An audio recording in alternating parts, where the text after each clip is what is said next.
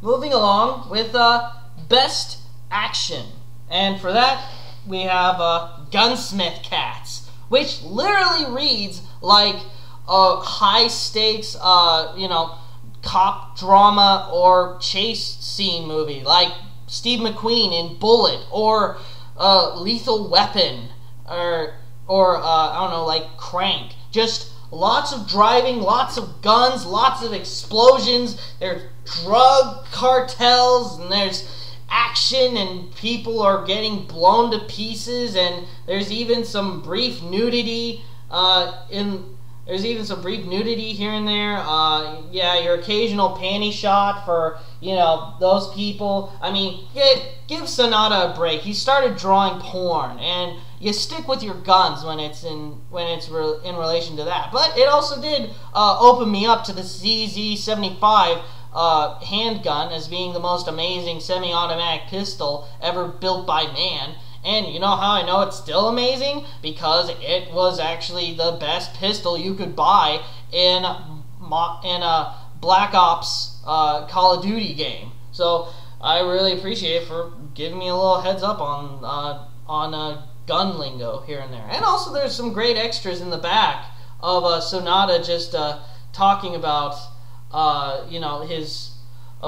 the series and kind of his approach with it and everything, setting it in Chicago, which that's another fun thing about the series. It doesn't take place in Japan. It takes place in Chicago, Illinois, which is already a great setting if you just want to have a lot of chase scenes and gunfights and explosions, because, that's such a crime-ridden area anyway. Just go with it. And also, these are really great deals, these big omnibuses. And you can just stop at the 4 big omnibuses, or you can go on and get the Gunsmith Cats Burst sequel series, which was 5 volumes long, and get those too, just to continue with the mayhem and action.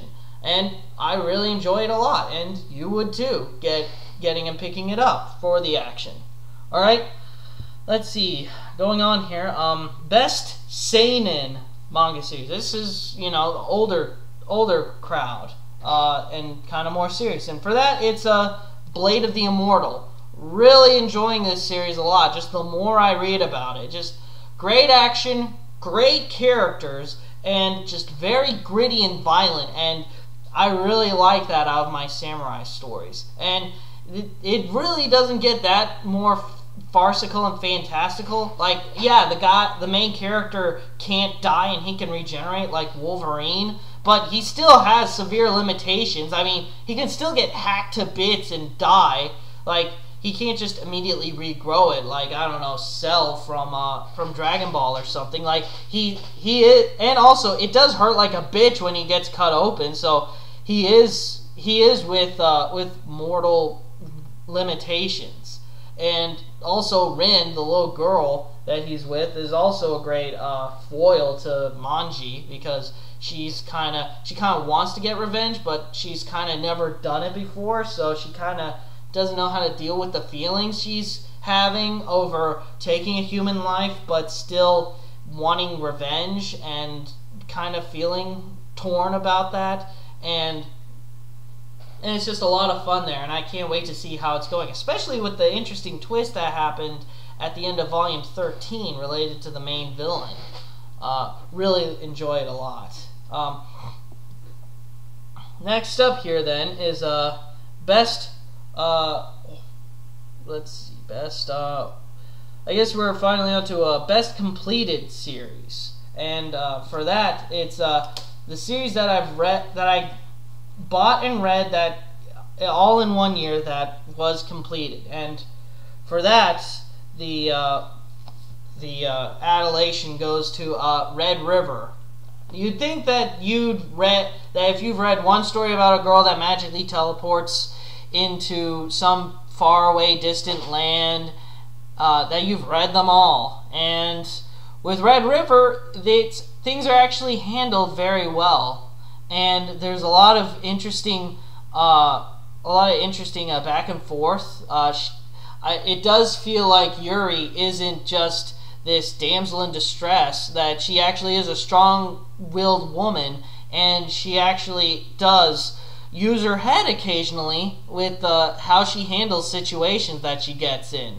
And, you know, there's also political intrigue because she's the apple in the eye of the leader of the Hittites, Mursali II, and that actually does put her in the crosshairs of Queen, what's her name? Queen Nakada, who wants to abdicate the throne from Mursali by killing him and taking it for herself, and sees Yuri as an obvious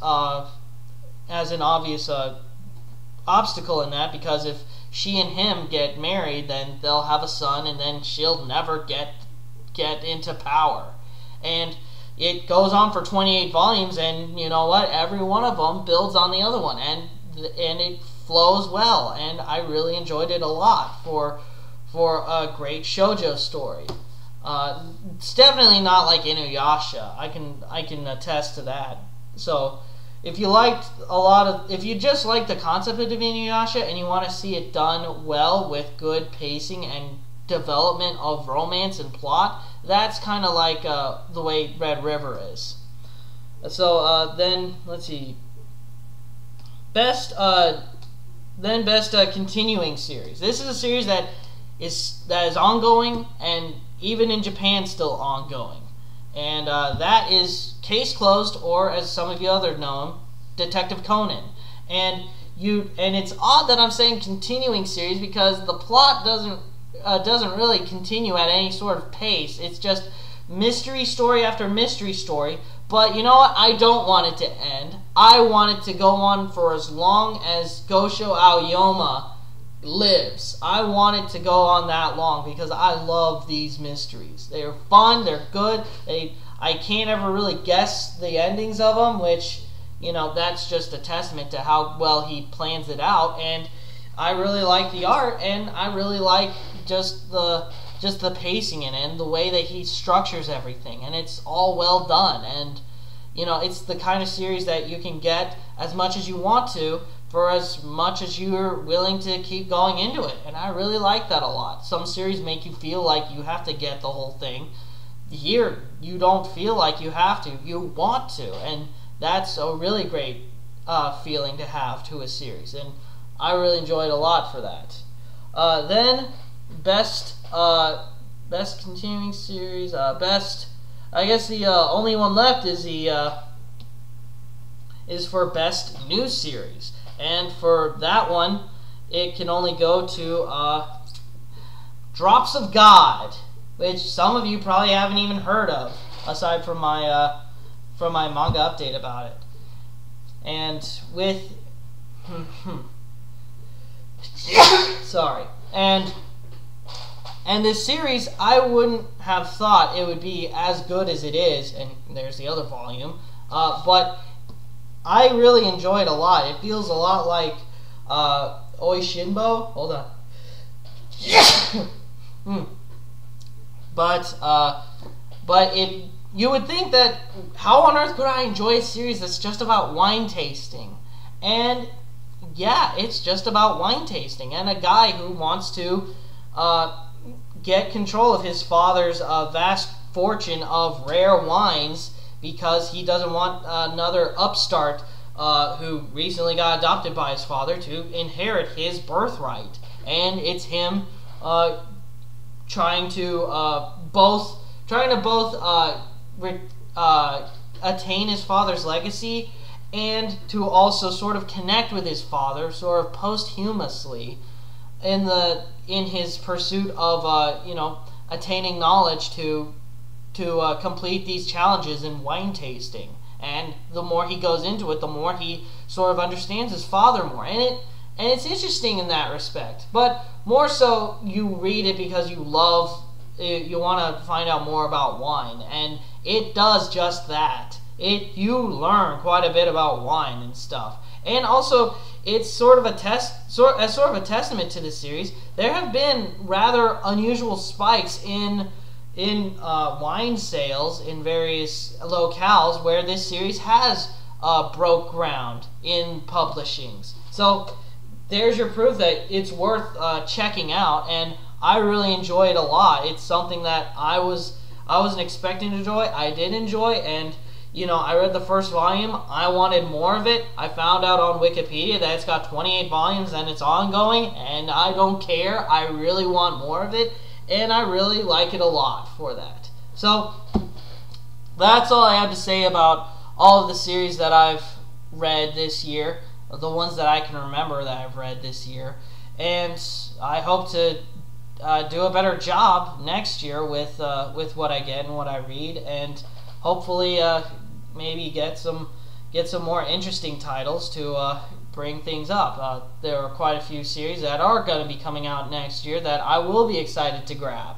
So stay tuned and enjoy, and I'll definitely keep going and enjoying. So catch you later.